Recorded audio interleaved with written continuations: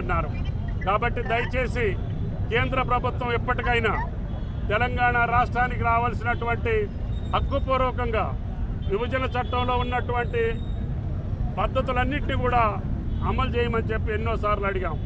అయినా సరే కేంద్ర ప్రభుత్వం నిమ్మకి నీరెత్తనిగా ఉండటమే కాకుండా కక్షపూరితంగా వ్యవహరిస్తుందని చెప్పి నిన్న బడ్జెట్లో మాకు అర్థమైంది.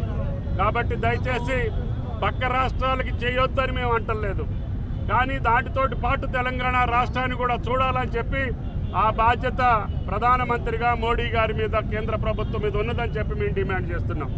కాబట్టి దయచేసి తెలంగాణ రాష్ట్రానికి ఉన్నటువంటి అవసరాలన్నింటినీ తీర్చేటట్టుగా కేంద్ర ప్రభుత్వం ఇప్పటికైనా సడలించి కేంద్ర ప్రభుత్వం తెలంగాణ రాష్ట్రంలో అడిగినటువంటి అత్యవసర కార్యక్రమాలకి నీటిపారుదల ప్రాజెక్టులు కావచ్చు, విమానాశ్రయాలు కావచ్చు, మౌలిక వసతుల కల్పన కోసం, విద్యా వైద్య రంగంలో మేము సంకల్పించినటువంటి ప్రాజెక్టుల కోసం వెంటనే నిధులు సమకూర్చాలని చెప్పి తెలంగాణ యావత్తు ఈరోజు అన్ని నియోజకవర్గాల్లో అన్ని జిల్లా కేంద్రాల్లో ధర్నా కార్యక్రమం చేసి కేంద్రం యొక్క కళ్ళు తెరిపించడం కోసం కాంగ్రెస్ పార్టీ కార్యకర్తలు ప్రజానీకం మొత్తం కూడా ఈరోజు రహదారుల మీదకి వచ్చి ఈ యొక్క రాజ్యాంగ నిర్మాత అయినటువంటి అంబేద్కర్ గారి ద్వారా ఆ విజ్ఞాపన పత్రాన్ని మీకు అందించాలని చెప్పి అంబేద్కర్ గారికి విజ్ఞాపన పత్రాలు ఇవ్వటానికి ఈరోజు పార్టీలో ఉన్నటువంటి అందరం ఇతర పార్టీల పెద్దలందరూ కూడా వచ్చారు.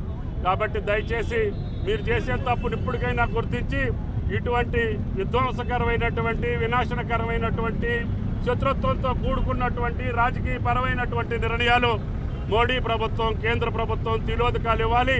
ప్రజాస్వామ్యబద్ధంగా మేము కట్టే పన్నులు, మేము కట్టేది ఎంత, మీరు ఇచ్చేది ఎంత, మేము 5% GSDPకి మేము సహకరిస్తూ ఉంటే మీరు 2.5 కూడా మాకు సహకరించట్లేదు.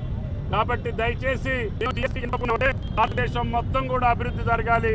కాబట్టి మేము GST ఒప్పుకుంటే మా నిధులు తీసుకెళ్ళి వేరే వాళ్ళకి మీ రాజకీయ పబ్బం గడుపుకోవటానికి మీకు